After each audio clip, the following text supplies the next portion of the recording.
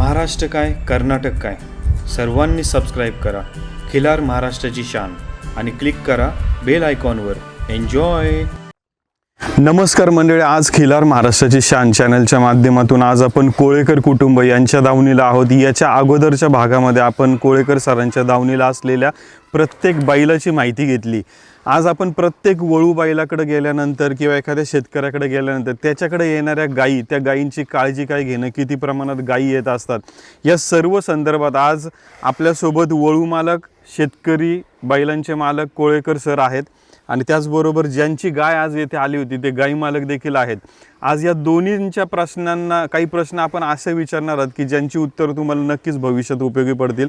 Sir, आम्ही याच्या अगोदरच्या भागामध्ये बैलांची संपूर्ण माहिती पाहिली तुमची, तर सर आपल्या बैलाकडे येणाऱ्या गायी या महिन्यातनं किती प्रमाणात असतात, किंवा आता आम्ही दावणीला एवढी जवळपास 3-4 बैल पाहतोय, तर मग शेतकरी ठरवून आलेला असतो का, काय काय नियोजन असते? हां, नमस्कार।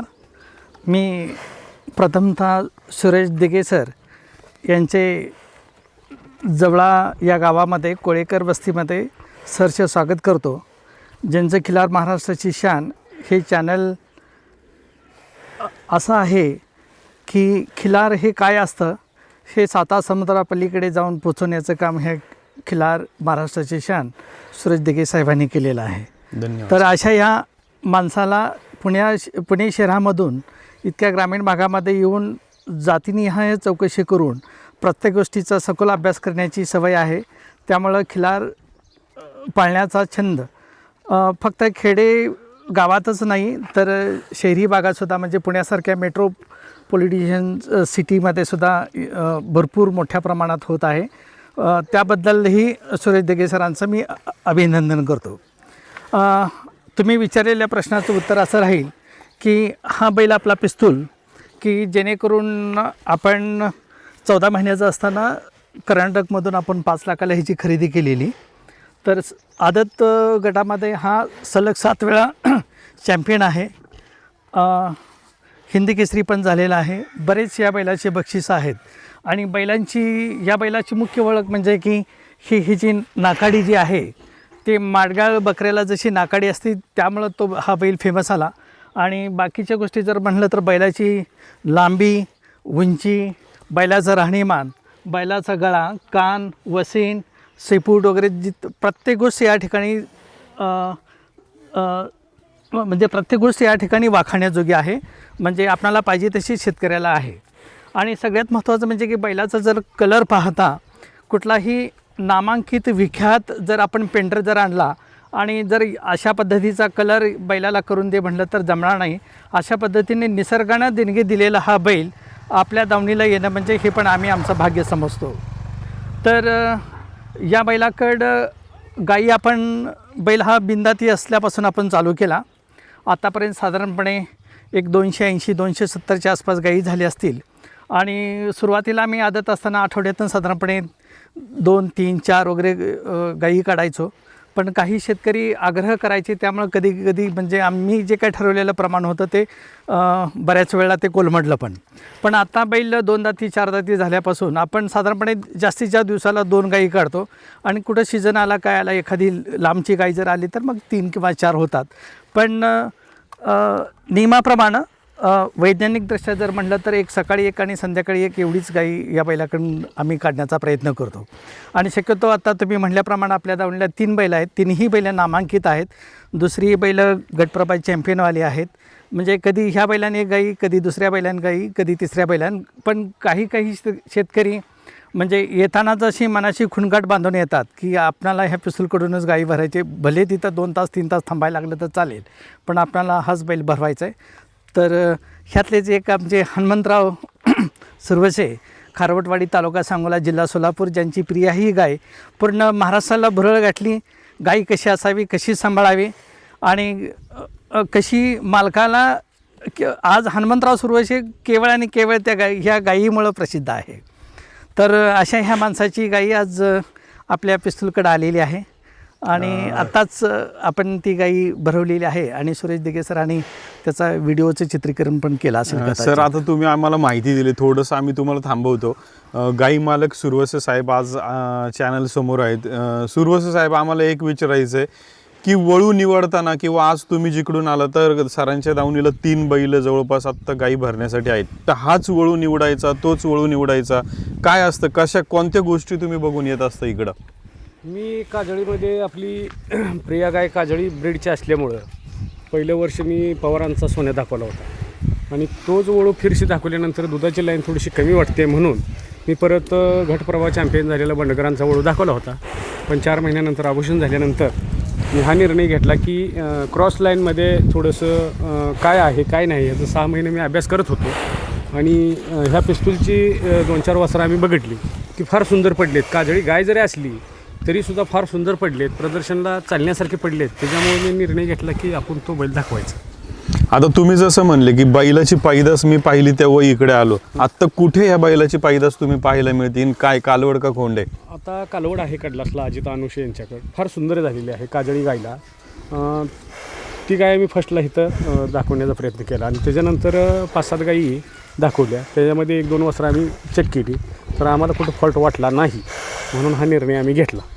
आता मालक, आम्हाला गाई मालकांना आमच्या बऱ्याचशा अडचणी येत असतात की गाय भरली पण गाय आता जसं तुम्ही म्हणले की याच्या अगोदर बैल भरली पण ती परत रिवर्स आली, मग परत तुम्ही काही दिवस वाट बघून आता हा बैल भरताय, तर गाय रिवर्स येणे ह्याच्यामध्ये मग कुठली काळजी तुम्हाला, प्रवास किंवा काय काय काळजी घ्यावी लागते? 2 घटना थोडेसे प्रदर्शन खेळत असल्यामुळं चंदी जादा चारावं लागते, त्यामुळं थोडंसं भरड्याचं प्रमाण वाढलं, हिट वाढल्यानंतर हे प्रॉब्लेम होऊ शकतात आणि लांबचा प्रवास केल्यामुळं पण हे प्रॉब्लेम होऊ शकतात. मग त्याच्यासाठी भरवल्यानंतर कन्फ्युऑन आणि डॉक्टरकडून एक कोरलॉनचं इंजेक्शन मारणे हे गरजेचं असतं. सर आता मला तुम्हाला एक प्रश्न विचारायचा, आज मोठ्या प्रमाणामध्ये बैलांच्या तोडीस तोड गायी पण आज वाढतात आहेत सर. जसं हे मालक म्हणले की ह्यांना काही मागील भविष्यात अडचणी आल्या, ह्यांनी त्यांच्या पद्धतीने उपाय करण्याचा प्रयत्न केला. गाय आता बऱ्याचदा शेतकऱ्यांना अडचण येते की ती गाभण राहत नाही आहे किंवा कधी कधी असं होतं की ती शेतकऱ्याकडून गाय बैलाकडे नेण्याच्या अगोदर ती योग्य टाईम नसतो माझ्यावर आलेला किंवा तिचा माज बरोबर नसतो, तर कुठल्या ह्या सर्व गोष्टी आहेत की त्या गोष्टींची काळजी वळूकडं गाय आणताना शेतकऱ्यांनी केली पाहिजे? प्रथमतः गाई माझ्यावरती आल्यानंतर लगेच पहिल्या 2-3 तासामध्ये काही बैल दाखवू नये.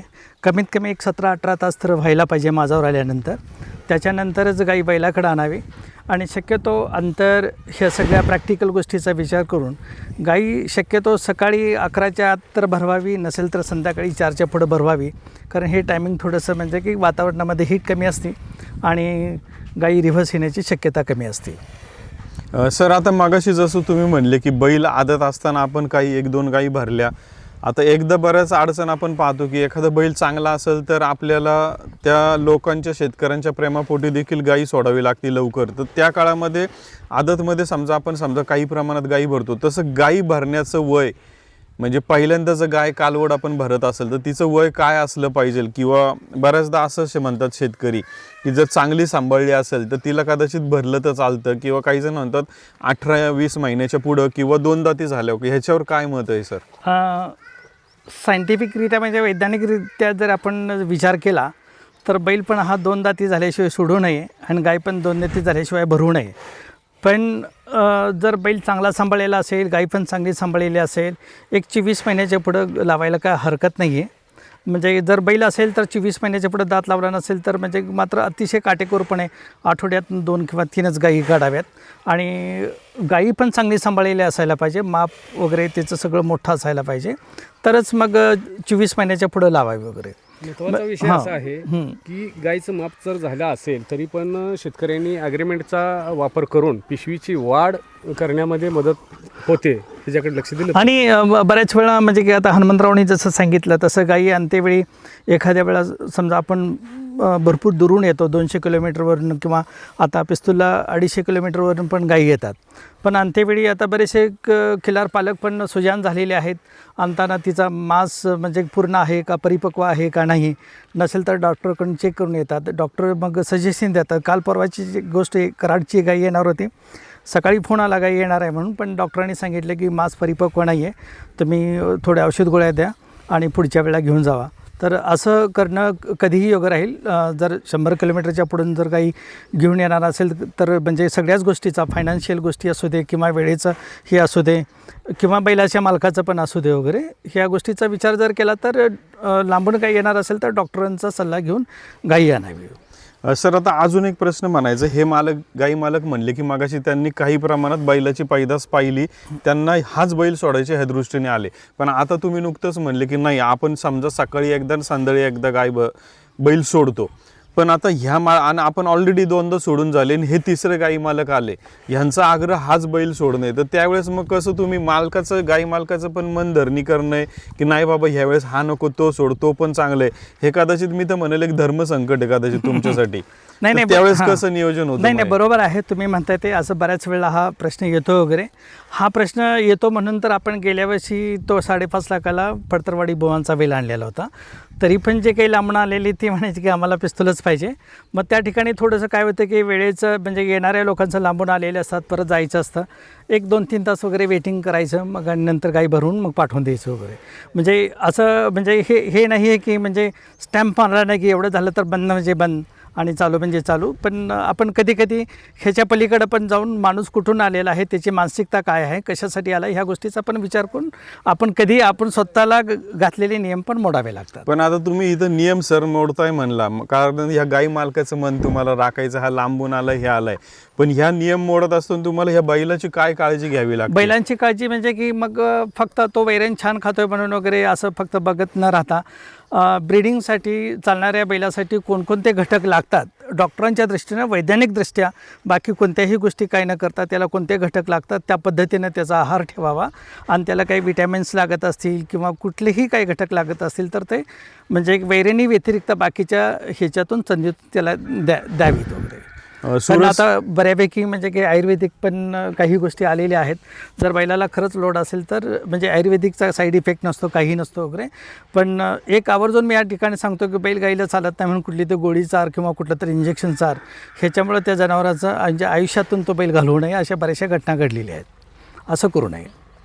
आता कोळेकर सर आणि सुरवसे साहेब, तुम्हाला दोघांनाही मला एक प्रश्न विचारायचा आहे. तुम्ही आता सुरवसे साहेब, आम्ही पाहतोय बऱ्याच प्रदर्शनामध्ये गेलेले आहे, तुमची गाय प्रथम क्रमांक चॅम्पियन झालेली आहे, तर प्रदर्शनामध्ये जी गाय घेऊन जातो आता ती एक योग्य तुम्ही पद्धतीची कदाचित पैदास तुमच्या गायीच्या स्वतःच्या घरची असेल किंवा तुम्ही खरेदी केलेली असेल, पण ती कुठल्या तरी बैलाचं वासरू आहे, ते एखाद्या जातीवंत बैल आज तुम्ही भरताय, त्याचं झालेलं वासरू प्रदर्शनाच्या दृष्टीने काय तयारी तुम्हाला करावी लागते? आणि कोळेकर सर, गाई मालकांनी चांगला बैल निवडून त्याचा फायदा त्याला प्रदर्शनाला का होतं? हे दोन्ही प्रश्न तुमच्यासाठी आहेत. आता माझा अभ्यास असा आहे की आमचे साडू दत्तात्रय केदार ह्यांना आम्ही एक कोठडून गाय आणली होती आणि त्या गायीला आम्ही विठ्ठल बिचुकले सोनके यांचा इचलकरंजी चॅम्पियन झालेला सोने तो आम्ही पसंत केला होता. आणि तो पसंत केल्यानंतर तो आमच्या साडूच्या गायीला दाखवला, प्रयत्न केला आणि ही प्रिया जन्माला आली आणि त्याच्यानंतर मी ही प्रिया त्याच्याकडून घेतली. म्हणजे प्रियाचं सुद्धा कुठली ब्लड लाईन तयार करायची ह्याचा विचार मी केला होता आणि ते आज सक्सेस झालं. सर तुम्ही काय सांगता, एक जातीवंत बैल आपण गाईला भरण्याचं प्रदर्शनाच्या दृष्टीने किंवा या दृष्टीने काय फायदा? तर बाकीचं सांगण्यापेक्षा आपण या बैलाच्या पैदाशीपासूनच सुरुवात करू. हा बैल अतिशय उंच वंशावळीतील कॅटेगरीमधून जन्माला आलेला आहे. म्हणजे तिकोंडी राजाचा मुलगा आज हरगिरी गावामध्ये माळी यांच्याकडे आहे. आणि बऱ्याच वेळा वडिलांचा उल्लेख, आईचा पण उल्लेख जरूर व्हावा, कारण ह्याची आई पण इतकी देखणी आहे, आज तागायत मी तशी काही बघितलेली नाही वगैरे. कदाचित म्हणजे यावर्षी घटप्रभा प्रदर्शनमध्ये, कंकणवाडी प्रदर्शनमध्ये, आळगवाडीमध्ये वगैरे ती गाई म्हणजे प्रत्येक ठिकाणी येते. तर ती गाई पण थोडीच थोड आहे, म्हणजे पिस्तूल आणि ते जर उभा केले तर ते बहीण भाऊ असे दिसतात, असं म्हणजे माईलेकरांचा फोटो आहे. एक कंकणवाडीमध्ये योगायोग असा आला की गाय पण आलेली, बैल पण गेलेला आणि आम्ही त्याचा दोन्हीचा एकत्रित मिळून फोटो काढलेला आहे. तर गाई पण तितकी जातीची आहे आणि ह्याचा बाप पण तितका जातीचा आणि हे उच्च वंशाळीमधून हे सगळं चालत आलेलं आहे. तर पहिली गोष्ट ती असावी की म्हणजे आपल्याला जेवढं होईल तेवढं, म्हणजे शेवटी नशीब हे 5-10% आहेच आहे. आपल्याला जेवढं जमतेल तेवढं उच्च कॅटेगरीमधला बैल असावा, आपली गाई चांगली असावी आणि आपलं टायमिंग जर चांगलं असेल तर सगळ्या गोष्टी चांगल्या होतात. म्हणजे असंही नाही की मी हे केलं आहे म्हणून सगळ्या होतील पण वगैरे, कारण एवढ्या गायी 1000-2000 गायी आता लोक म्हणतात आम्ही भरवल्या वगैरे, मग त्यातनं एक 10% जर वळू म्हणले तर आज म्हणजे की 1000 गायीमध्ये 100 वळू व्हायला पाहिजे, त्या बैलाची तेवढे पण नाही येत वगैरे. नशिबाचा पण तितकाच भाग आहे, टायमिंग आहे. आणि वैज्ञानिकदृष्ट्या जर विचार केला तर वंशावळ ही दोन्हीची पण चांगली असावी. धन्यवाद सर. मंडळी, आता आपण या पुढच्या भागामध्ये सरांनी जे पैदास की चांगला वळू भरण्याचा काय फायदा होतो आणि मालकाने चांगली वळू भरून गाईला झालेली पैदास याचं एक उत्तम उदाहरण माहिती दिली. आपण पुढच्या भागामध्ये सरांच्या दावणीला एक जातीवंत सुंदर आदत गाय आहे आणि त्याच गाईचा एक भाऊ एक आदत खोंड आहे, त्याची पैदाशीची माहिती, त्यांच्या एका जुन्या तुळशा बैलाची पैदास आणि इतर वळू बैलांची पैदास आहे ही पुढच्या भागामध्ये पाहणार आहे. सुरवसे साहेब, आम्हाला तुमचं नाव, गाव आणि फोन नंबर सांगा. माझे नाव हनुमंत शिवलिंग सुरवसे, मुक्काम पोस्ट खारोटवाडी, तालुका सांगोला, जिल्हा सोलापूर. माझा मोबाईल नंबर 93 70 65 80 77. धन्यवाद सर. आता आम्हाला इथं या बैलाकडे गाय घेऊन यायचं आहे, तर आम्हाला तुमचं नाव, गाव, फोन नंबर, कसं यायचं, हा पत्ता, आजूबाजूची शहरं गावं ही सांगा. माझे नाव प्राध्यापक यशवंत देवबा कोळेकर, मुक्काम पोस्ट जवळा, तालुका सांगोला, जिल्हा सोलापूर. बैल हा माझा कोळेकर वस्ती जवळा, तालुका सांगोला, जिल्हा सोलापूर येथे असून जर तुम्ही सांगोल्याकडून जर यायचं असेल तर सांगोल्याच्या पुढं कडलाच लागतं 6 किलोमीटरवरती, आणि कडलाच्या पुढं 3 किलोमीटरवरती जवळा आणि कडलाच्या हद्दीवरती एक छोटंसं म्हसोबाचं मंदिर आहे. त्या म्हसोबाच्या मंदिरापासून पूर्वीकडं साधारणपणे 800 ते 900 मीटरवरती आपली वस्ती आहे.